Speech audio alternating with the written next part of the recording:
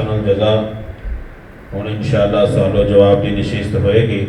तमाम भाइयों से गुजारिश है ज़रा गौर से सवाल जवाब जो भी हों उनको कोशिश करें अपने जहन में बैठाने की, और कोशिश ये भी किया करें उस पर अमल करने की। अल्लाह ताला हमें सबको सुन सुना के अमल की तौफीक अता फरमाए। डॉक्टर साहब, हाथ सर में दर्द रहता है, अचानक रहनुमाई फरमा दें।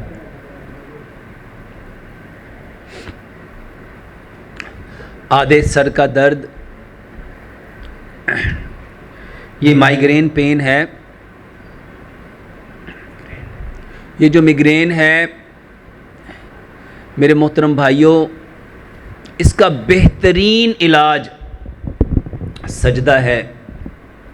सजदा है, सजदा है।